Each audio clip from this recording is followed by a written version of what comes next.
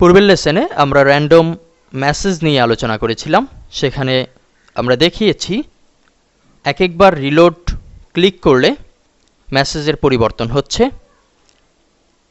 সেখানে আমরা দুটি লেসনে মোট 3 ধরনের র্যান্ডম মেসেজ উপস্থাপন কৌশল দেখিয়েছি। এ পর্যায়ে আমরা দেখব র্যান্ডম ইমেজ। এ প্রজেক্টে আমরা যদি সাকসেস হই তাহলে অচিরেই স্ক্রিনে দেখানো যে ছবি এবং রিলোড করলে পরিবর্তন আসে এটি করে নিতে সক্ষম হব। আমরা দেখতে পাচ্ছি আমাদের রিলোড বাটনে ক্লিকের সাথে সাথেই কিন্তু এক একটি ছবি পরিবর্তিত হচ্ছে। আমরা চলে যাচ্ছি ম্যাক্রোমিডিয়া ড্রিমওয়েভারে। খুব সহজ কোডিং সিস্টেম ব্যবহার করে আমরা এই প্রজেক্টটি তৈরি করতে পারি। প্রজেক্টটি তৈরি করার জন্য আমাদের একটি ইমেজ ফোল্ডার তৈরি করে নিতে হবে আমাদের সার্ভারে।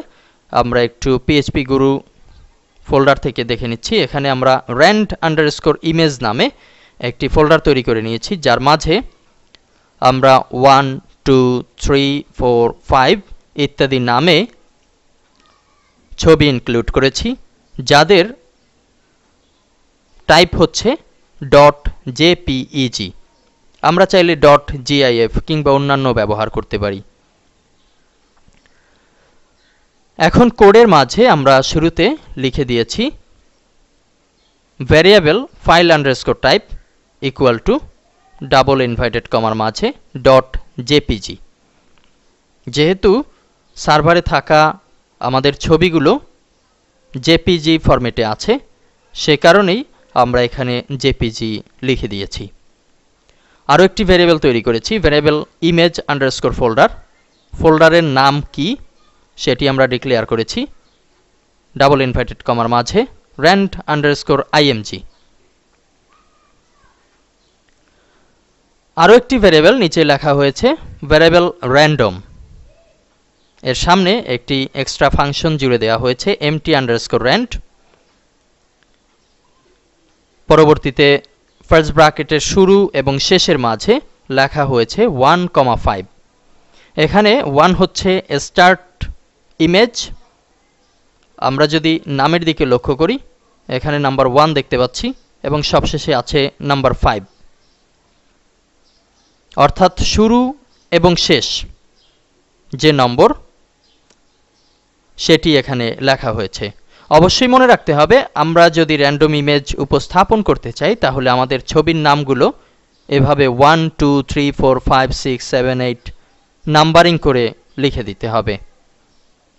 সবশেষে আরও একটি variable image underscore name equal variable random. Random হচ্ছে উপরের ভ্যারিয়েবল। যেহেতু এখানে র্যান্ড করার মাধ্যমে যে কোনো একটি ছবির নাম চলে আসবে, সেই নামটি এর সাথে ফরম্যাট যুক্ত হবে variable file underscore type.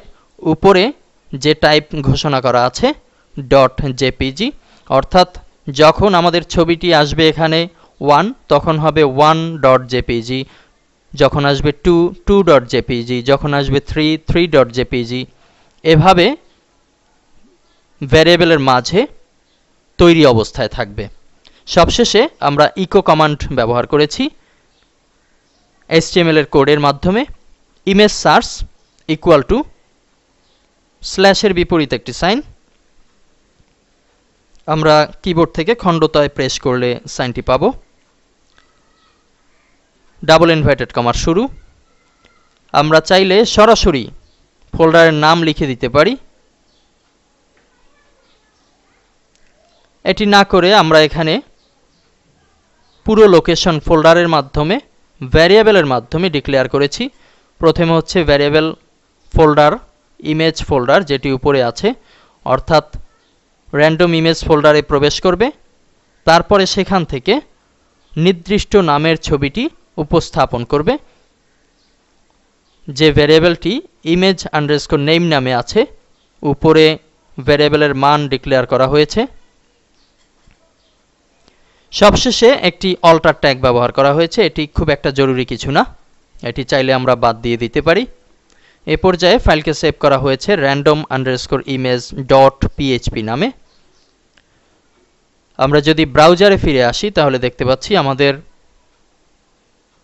Project একেবারেই রেডি অবস্থায় আছে php_guru/random_image.php। এখানে আমরা যদি রিলোড বাটনে ক্লিক করি তাহলে দেখতে পাচ্ছি ছবিগুলো যথারীতি পরিবর্তিত হচ্ছে। ধন্যবাদ।